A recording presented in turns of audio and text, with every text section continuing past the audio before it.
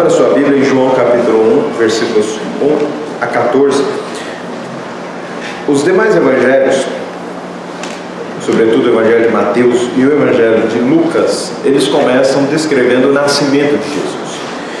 O evangelho de Marcos simplesmente fala princípio do evangelho, começa na pregação de João e vai, e segue. O evangelho de Marcos, João Batista. Agora o evangelho de João, ele começa como que dando um salto no passado mais distante do que os demais. Se os irmãos perceberem, Lucas descreve o início de seu evangelho na criação. Marcos começa falando do princípio do evangelho como o momento em que João Batista começou a pregar. Mateus descreve o evangelho até o chamamento de Abraão. Então nós estamos Lucas na criação, na genealogia. Sabe aquela parte que a gente pula quando vai ler a Bíblia? A genealogia? Pois é, a de Lucas termina em Adão, a de Mateus termina em Abraão.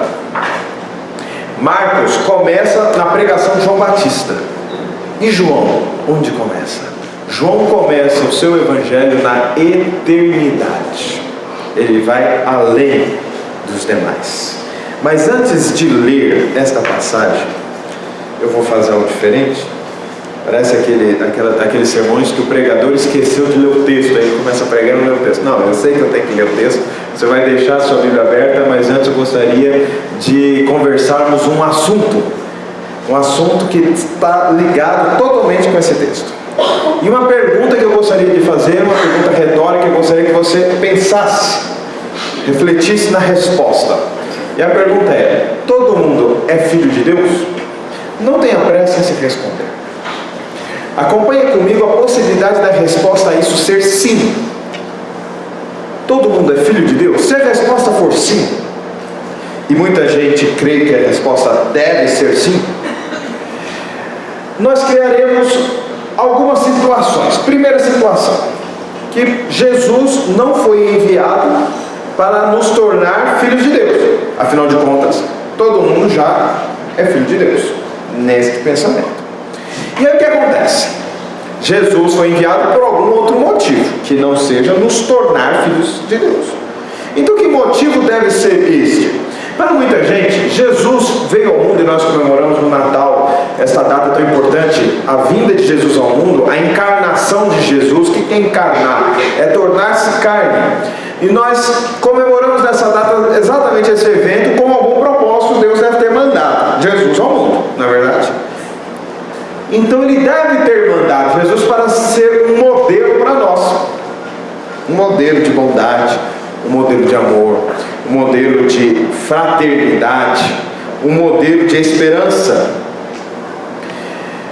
E muita gente realmente abraça esse pensamento e ainda diz o seguinte: pois é, mas vejam como terminou Jesus, o único homem perfeito, injustiçado, morto na cruz, sem nada a dever.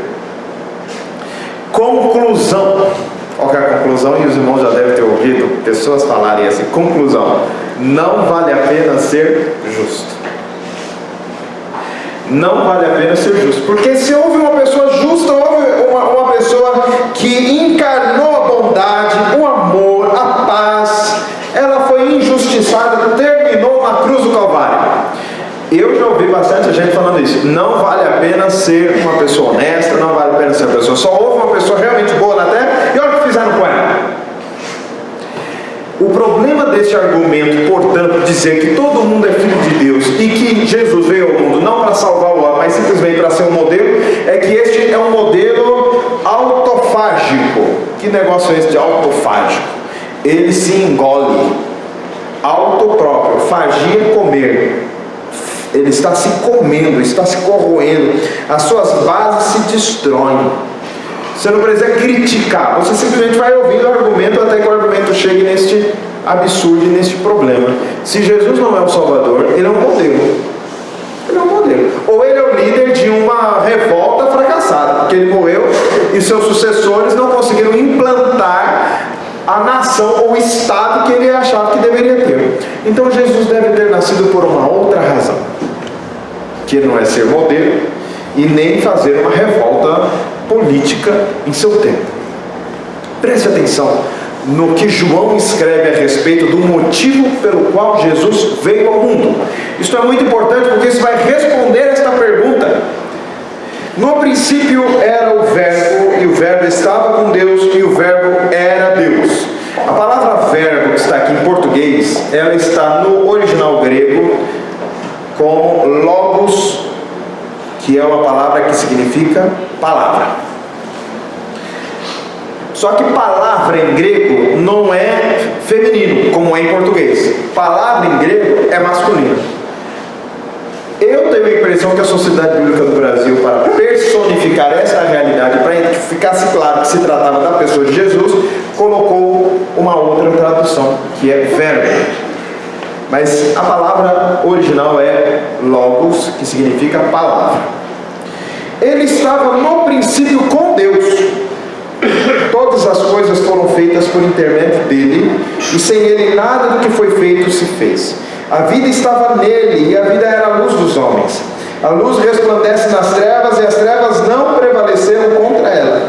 Houve um homem enviado por Deus, cujo nome era João. Este veio como testemunha para que testificasse a respeito da luz, a fim de que todos virem a crer por intermédio dele. Ele não era a luz, mas veio para que testificasse da luz, a saber, a verdadeira luz que, vindo ao mundo, ilumina a todo homem. O Verbo estava no mundo, o mundo foi feito por intermédio dele, mas o mundo não o conheceu.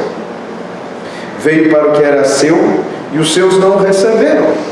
Mas a todos quantos o receberam, deu-lhes o poder de serem feitos, o que está aí na sua Bíblia?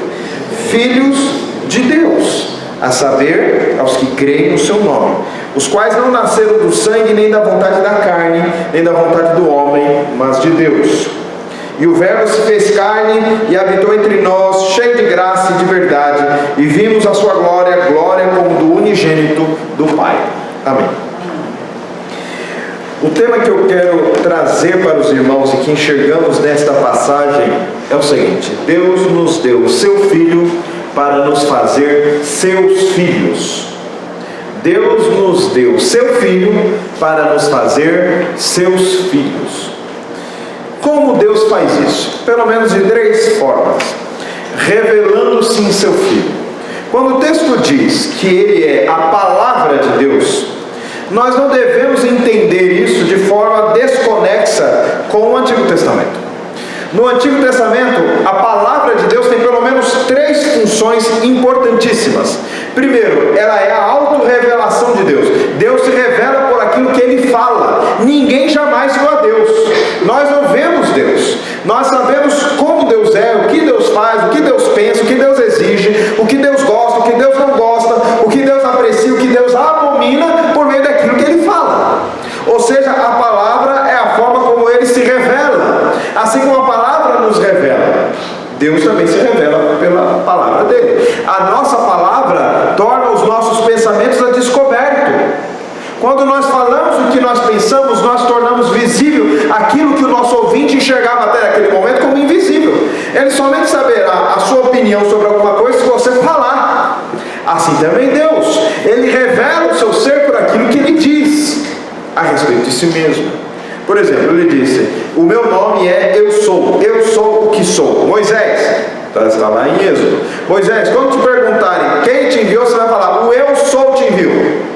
Por quê? Porque Ele queria mostrar que Ele não é simplesmente um ser existente, mas Ele é um ser que tem em si mesmo a autoexistência.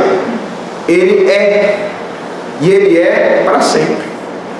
Mas a palavra não apenas revela a Deus, a palavra também cria as coisas. Alguém de vez em quando aqui ou ali pergunta se a palavra tem poder.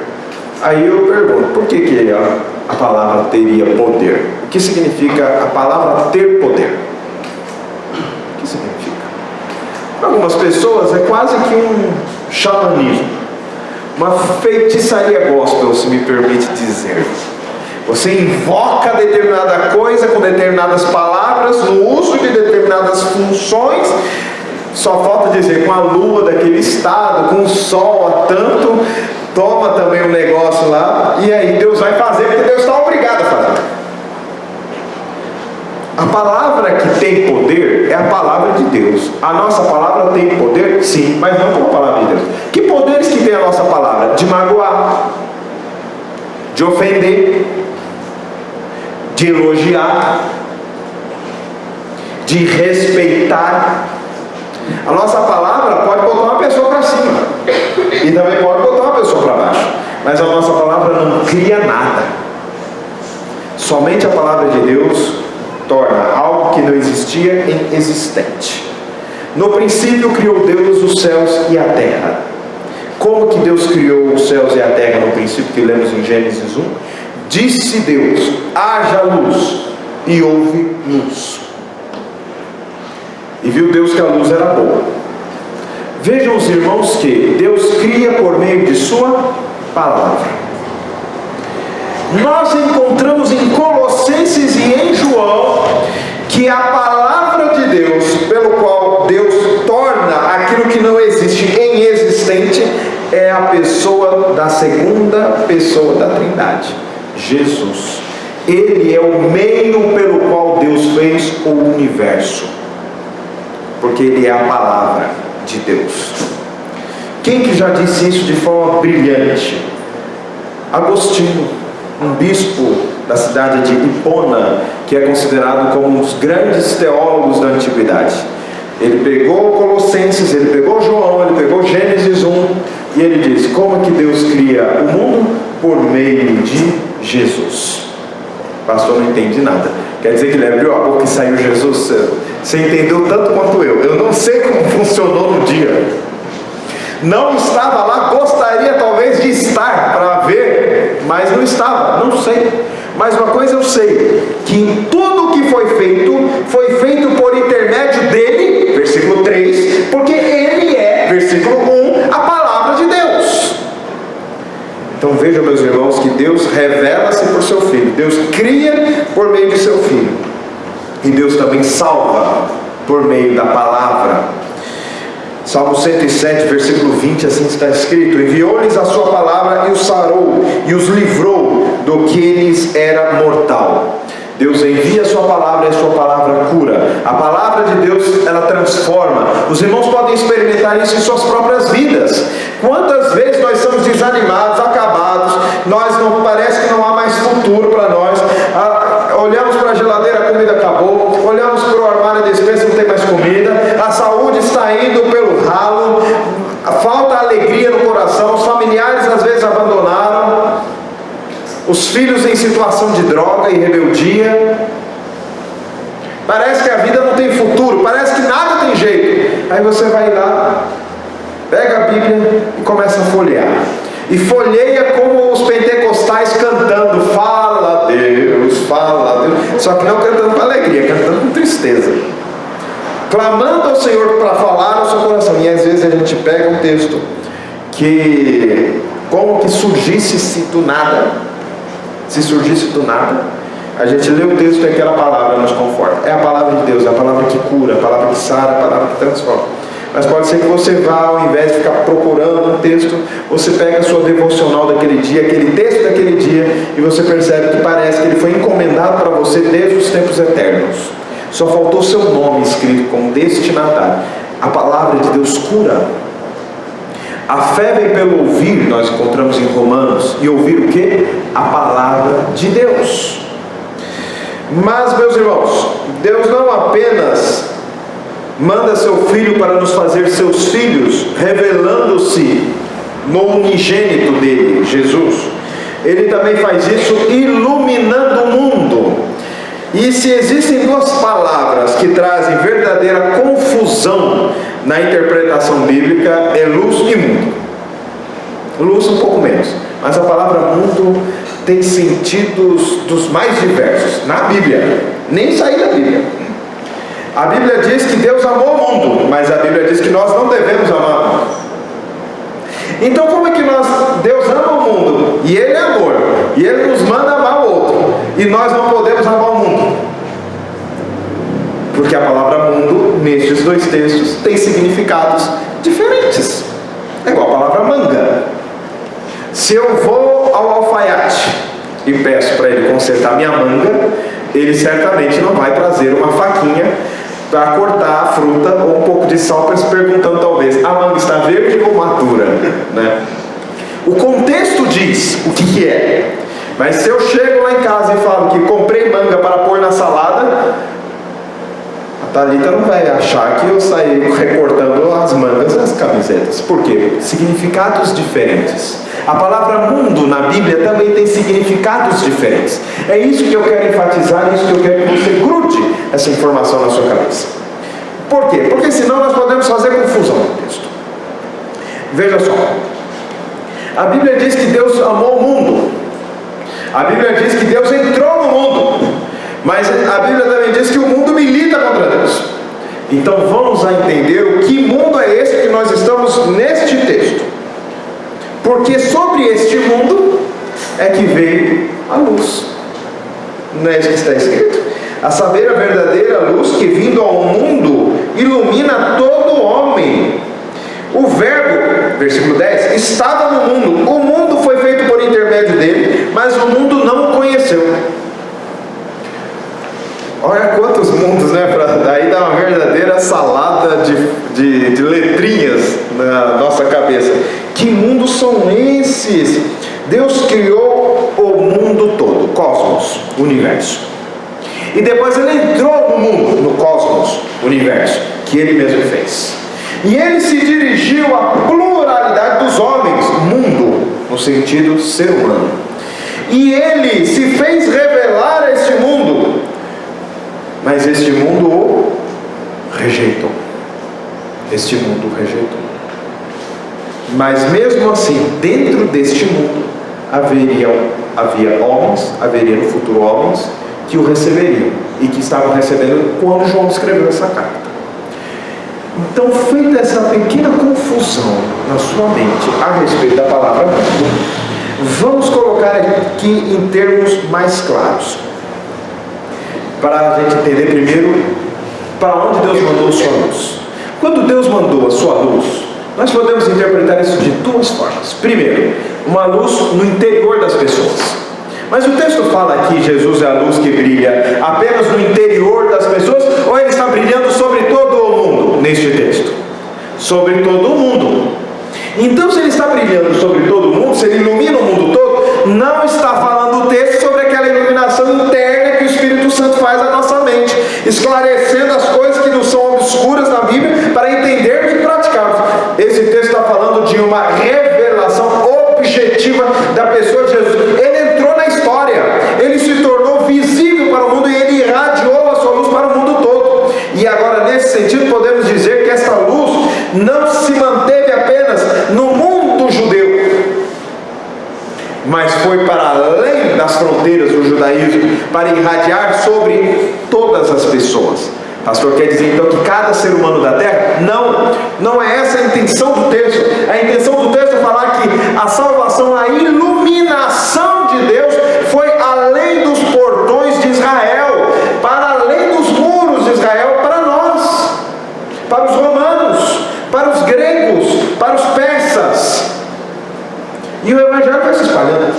E se espalhando, chegou até aqui. E a luz do Senhor chegou até nós. De duas formas, claro, de duas formas. Primeira forma, porque o conhecimento de Jesus se espalhou para o mundo todo, ele ilumina o mundo. Mas o conhecimento de Deus se espalhou sobretudo na minha vida. Eu, que fiz o quê? Que o recebi. E aí está o terceiro ponto que eu quero abordar. Deus nos deu seu Filho para nos fazer seus filhos. Nós vemos que ele fez isso, revelando-se em seu Filho. Nós vemos que ele fez isso, iluminando o mundo. É a pregação objetiva. É a história de Jesus sendo comemorada em países que nem são cristãos. Mas ele faz isso também exigindo fé daqueles que o encontram. Ou seja, a luz ilumina, mas ela pode ser rejeitada ou abraçada. Pastora, a vocação eficaz. Calma lá, não estou falando da vocação eficaz que você leu lá nos cânones de Dort. nem na Bíblia de Genebra, lá no final da Bíblia, os 39 artigos da Igreja Anglicana, ou a Confissão de Fé de Westminster. Estou falando de uma outra vocação, uma vocação mais geral, uma vocação do Evangelho sobre todos e para todos os homens, que são capazes de ouvir naturalmente, ou de ler se essa mensagem chegar por escrito.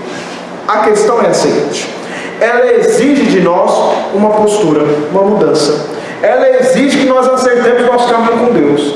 Ela exige que nós mudemos de vida. Ela exige que nós mudemos de pensamento. Ela exige que nós mudemos de raciocínio. Ela exige que nós abandonemos aquilo que costumava nos abraçar e abraçamos aquilo que costumava nos abandonar.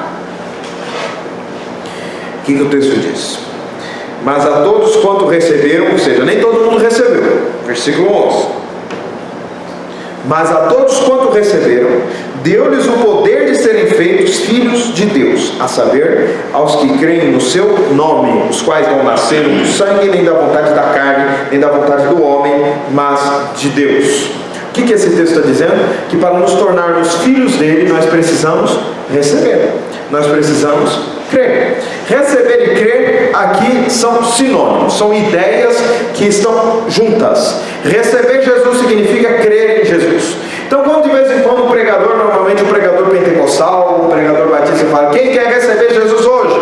Ele está perguntando, na verdade, quem quer crer em Jesus? Quem crê em Jesus? A pregação foi anunciada, você crê nele? Você crê nisso? Isso significa receber Jesus. Receber Jesus é igual a crer em Jesus, os quais não nasceram da carne, nem da vontade do homem, mas de Deus. Aqui há um outro aspecto. Receber Jesus, crer em Jesus é a mesma coisa, mas há um outro aspecto também importante nesse texto, que está aqui relacionado ao novo nascimento. Quando o ser nasce da vontade, não nasce da vontade do sangue, nem da vontade da carne, nem da vontade do homem, mas de Deus, significa que há uma origem que não é um nascimento físico. Depois João vai descrever o encontro que Jesus teve com Nicodemos. De vez em quando, alguns irmãos assim, muito acostumados a ouvir um colega de ministério dentro da igreja presbiteriana, fala que Jesus teve um encontro com Augusto Nicodemos. Eu pensei, tudo bem que ele não está muito novo, mas daí achar que ele foi contemporâneo de Jesus é demais. Mas está bom, né? Na verdade a gente começa a ficar velho com quantos anos? Né? 130, né? Então vejam bem. Eu com 60, se me chamar de velho, nós vamos ter uma conversinha. Né? Com 60, 70 talvez eu comece a pensar. Não, 90. Que significa que não nasceu da carne, mas nasceu do Espírito. Significa que o texto não está falando da sua origem étnica. Isso é importante? Hoje, praticamente não. Mas na época era fundamental. João está dizendo que a salvação não tem nada a ver com a pessoa ter nascido judeu ou não. E ele está falando a pessoas que criam que ter nascido judeu é que na verdade iria fazer com que ela fosse salva. Porque o Evangelho teria vindo exclusivamente para o judeu. Aí João fala, não, foi para o mundo. Segundo, não estou falando de nascimento segundo a carne, estou falando de nascimento pelo Espírito. Ou seja, obra de Deus na vida daquele que crê. Não simplesmente a pessoa ter nascido. Agora vamos aplicar para o dia de hoje. Porque se é verdade que no passado muitos israelitas pensavam assim: meu pai era israelita, meu avô era um arameu errante, estou nessa obra há gerações e gerações, minha família está aqui, não preciso me preocupar com Deus, não preciso me preocupar com nada, afinal de contas eu estou nesse esquema.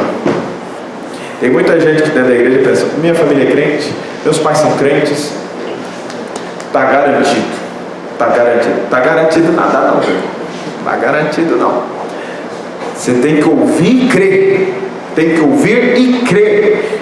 E não é só hoje que tem que ouvir e crer, não. Naquela época já tinha que ouvir e crer. Sim, quantas gerações não foram castigadas por Deus porque ouviram e não creram? Ouviram e não creram. Romanos nos traz quanto Paulo coloca a sua alegria de ser de Israel, da tribo de Benjamim, mas da sua tristeza em ver seus compatriotas todos apóstatas. Todos é maneira de dizer. Muita gente apóstata. Ou seja, não adianta ter nascido na igreja. Não adianta ter nascido em Israel, não adianta ter nascido no passado, não adianta hoje, não adianta também ser nascido na igreja no passado, ser nascido hoje.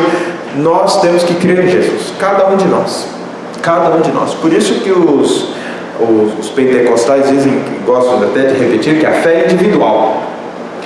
A fé de fato é individual, não é só individual, é também individual. Por que é uma fé coletiva? Porque nós estamos aqui, a coletividade, é a nossa fé, não é só minha particular, é a nossa, é de nós todos. Portanto, quando Jesus vem e Deus manda seu Filho para nos fazer seus filhos, Ele exige, para que isso aconteça, que tenhamos fé nele. Fé em quem? Em Deus? Não, no Filho. Tem que crer em Jesus. Ah, pastor, eu creio em Deus, mas creio em Jesus? Não. Então, nada feito. Jesus enviou seu Filho para nos fazer seus filhos, porque não haveria outra forma dele nos fazer isso. Quem daqui, dos senhores? Quem de nós daria o nosso filho para morrer por outro, se eu pudesse fazer alguma outra coisa no lugar disso? Quando Deus manda seu filho, Ele manda seu filho para morrer, porque esta é a opção que Deus tem. Não é uma, é a opção. Deus ama seu filho. João, nós encontramos isso o tempo inteiro, Jesus falando que o Pai ama o Filho. Não foi obra fácil enviar o Filho para morrer na cruz por nós. Não foi obra fácil. Não sem motivo, portanto, quando o autor do filme A Paixão de Cristo descreve na sua imaginação e transparecendo que o próprio Pai chora quando o Filho está na cruz, dentro da sua imaginação, independentemente de imaginarmos ou pensarmos que Deus tem lágrimas para vertê-las, uma coisa está certa: a última coisa que o Pai sentiu foi naquele momento a alegria no infortúnio do Filho. Irmãos, nós precisamos crer no Filho. Perguntaram para Jesus certa vez no Evangelho, também no Evangelho de João: mestre, qual é a obra de Deus para que nós as façamos? E aí Jesus responde: a obra de Deus é crer no Filho. É crer no Filho. Essa é a obra de Deus que Deus requer de nós: crer no Filho. Concluo eu, meus irmãos, com essa importante mensagem, para a mensagem de Natal. Porque nós podemos comer o Chester. Você vai comer o peru? Vai comer o Chester? Azar o seu, não gosto do peru, gosto do Chester. Pastor Chester é uma galinha cheia de gordura, eu sei, não tem problema não. Não é o tal do foie gras. Foie gras é que você mata lá o bicho de tanto comer. Morreu de tanto comer. Aí é triste, né? Você morrer de tanto comer. Então não adianta nada comer lá o Chester, trocar os presentes, botar a roupinha de Natal, colocar o Nat King Cole, o Big Crosby para tocar na sua vitrola. Você não tem vitrola? Então põe lá no MP3. Que MP3? Ninguém tem mais MP3. Você põe no celular, conecta no Bluetooth na sua caixa de som, vai ser um negócio espetacular. Não adianta nada ficar cantando música de Natal, não adianta nada vestir aquela roupa legal, convidar os amigos, se você não crê nele. Você tem que crer em Jesus. Eu tenho que crer em Jesus. Nós temos que crer em Jesus, porque se nós não cremos, nós não seremos filhos dele. Para ser filho de Deus, precisa crer no Filho unigênito de Deus. É isso que o texto está dizendo. E nós não podemos deixar isso passar em branco, não nesse Natal pelo menos. Nós temos que chegar e falar: Senhor, eu creio em Ti. Eu sei que o sentido do Natal é a vinda do Filho para nos tornar filhos. Para quem essa mensagem é importante, meus irmãos? Se é que a gente tem alguma dúvida a esse respeito. É para pelo menos dois grupos de pessoas: aqueles que creem e aqueles que não creem. Aqueles que não creem, a mensagem é muito simples: creem em Jesus. Pastor, eu ouvi dizer que Jesus não é Deus. A pessoa que acha que Jesus não é Deus é porque ele não leu João 1. Na verdade, ele não leu João, todo o Evangelho de João. Seria bom ele ler o Evangelho de João. Seria bom ele ler a cristologia do apóstolo Paulo em Colossenses. Seria bom. Seria bom ele ouvir os discursos do próprio Cristo. Seria muito bom. Seria bom ele olhar o texto de João 1 e estudar no original, para ver aqui que tem coisa que não dá para dizer que Jesus não está sendo declarado como Deus. Ele está. Mas às vezes a pessoa não lê, a pessoa simplesmente ouve, vem algumas pessoas entregam uma revistinha na sua mão, lá no meio da rua, você está caminhando e fala: Jesus não é Deus mesmo e eu não tenho que comemorar o Natal. Eu particularmente acho que eu tenho que comemorar o Natal. Eu tenho que comemorar. porque eu comemoro a encarnação de Cristo. Se nasceu no dia 25 de dezembro, já falei isso com os outros irmãos, vou repetir. Se nasceu no dia 25 de dezembro, não importa. O que eu estou comemorando é que ele nasceu. Isso é o que eu estou comemorando. É que ele se encarnou e que ele fez isso por mim. E fez isso pela igreja.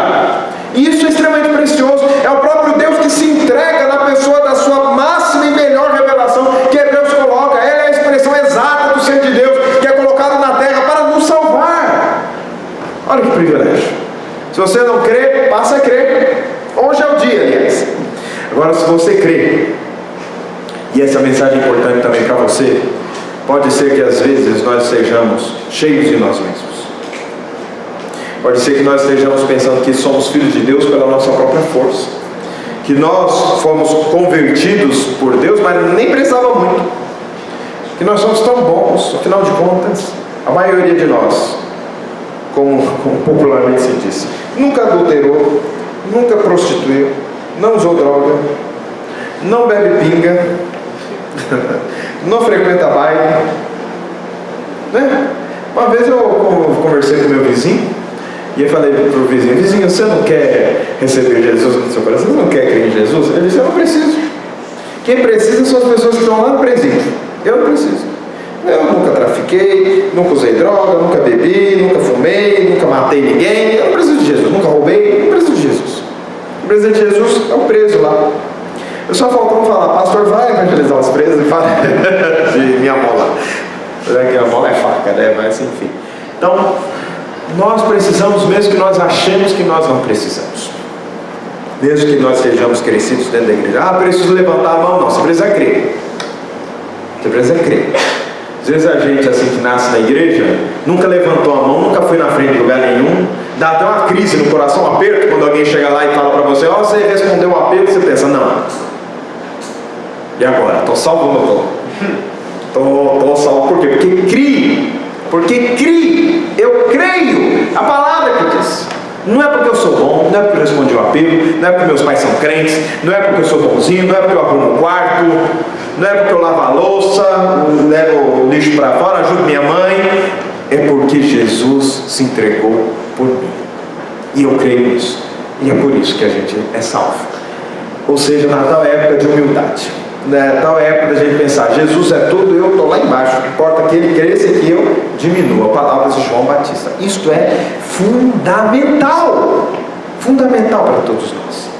Que este Natal, meus irmãos, seja um Natal em que esta convicção preciosa e importante de que Deus nos deu seu Filho para nos fazer seus filhos seja uma realidade comemorada hoje, no dia 25 de dezembro, no dia 24 de dezembro, mas também amanhã, em 2020, na Páscoa, em qualquer outro período do ano.